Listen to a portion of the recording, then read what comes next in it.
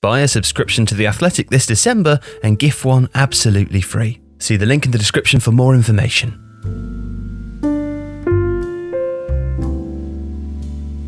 In 2006, election controversy engulfed Spanish football. It began on February 27th when Florentino Perez announced his resignation as president of Real Madrid. Perez had been in charge since 2000, when he won 16,469 votes to the 13,302 votes of Lorenzo Sanz. Terms at the club are 4 years long, and Perez was re-elected in 2004, winning in a landslide. He took 21,377 votes, and his nearest challenger was again Lorenzo Sanz, this time all the way behind on 1,189 votes.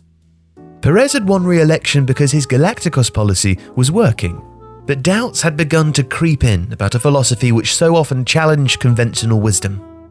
A trophyless 2004-2005 was followed by a poor start the following year, and just after a 2-1 loss away at Real Mallorca, Perez announced he was stepping aside, with Madrid 10 points behind Barcelona in the table. As he departed, Perez told club members the change was needed and that this is the right moment for me to leave the presidency. It's up to the Real Madrid members to decide the future path for the institution. They're the only owners. And it's true. Real Madrid is just one of a few Spanish clubs to have retained special rights as a members-run sporting club. The members are granted a vote by law, and Perez's resignation set in motion the march to fresh presidential elections. It was an intense and chaotic campaign from the start, as 5 candidates vied for the presidency.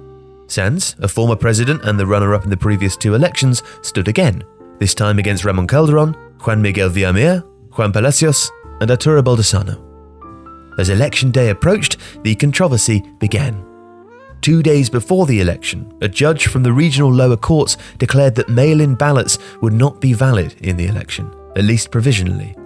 All votes would have to be made in person, at the tent set up outside the Bernabeu for voting between the hours of 9 a.m. and 8 p.m. on July the 2nd, and Real Madrid were instructed to place at least 2 large adverts in the weekend's newspapers to alert all members to this development. This court ruling followed complaints made by candidates Calderon and Baldasano, with the reasoning that the validity of the postal votes could not be guaranteed. Under a sea of doubts, election day arrived, and overall turnout was slightly down on the previous 2004 election when postal votes had been allowed to count. On election day 2006, 42.2% of the Real Madrid members who had the right to vote turned up outside the stadium to cast their ballots, and Ramon Calderon was the winner, but only just. Calderon achieved 8,344 votes, just 246 more than the 8,098 of Juan Palacios. Yet a winner wasn't announced immediately. Club secretary Jose Eulogio Aranguren explained that Calderon had won on the day, but suggested that the declaration of a winner lay in the hands of the Madrid Law Society, given the potential for the court's ruling on postal votes to be overturned. Real Madrid did, though, then announce Calderon as the winner on the afternoon of July the 3rd. Third place Juan Miguel Villamea, the Florentino Perez continuity candidate, was believed to have had strong support among postal voters and remained defiant that the election wasn't over. Don't celebrate too soon, Mr. Calderon, because the Electoral Committee cannot declare anyone as a winner when there is still 8,000 postal votes to be counted. They are trying to deny me the presidency even though I have won the vote, Calderon told his supporters in response. 8 months later, the postal vote would eventually be nullified. Nevertheless, despite the legal wrangling and controversy during that period, Calderon was able to get to work. It was summertime after all, and there was a lot of business to get done. First, Fabio Capello was brought back to the club as coach, while Fabio Cannavaro, Jose Antonio Reyes, Mamadou Diarra, Emerson and Ruud van Nistelrooy were all signed that summer. Real Madrid went on to win back-to-back league titles in 2006-07 and 7-8, and Calderon also set the signing of Cristiano Ronaldo in motion. But his presidency only lasted 2.5 years before he himself resigned on January 16, 2009, after a scandal at the club's General Assembly. There, some members without the right to a vote had cast ballots, and despite proclaiming a clear conscience and denying the lies written about him, Calderon eventually gave in to the mounting pressure and stepped aside, with Vicente Boluda taking over as interim president until the summer of 2009. Even though scandal ended Calderon's presidency prematurely, the courts took his side when ruling on the original postal votes controversy. Calderon was even accused in a Telecino documentary titled Asalto a la Casa Blanca, or Storming the White House in English, of having forged postal votes himself to provoke the suspicions of foul play that led to the postal votes being discounted. However, nothing was ever proven against him in the courts.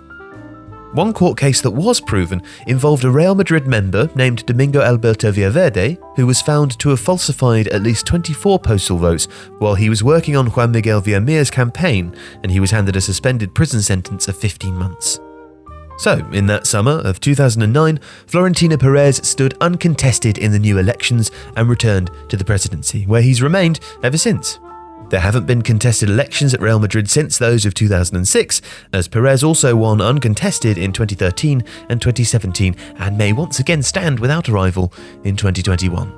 And it's likely to be some time before an election as dramatic as 2006 is fought again.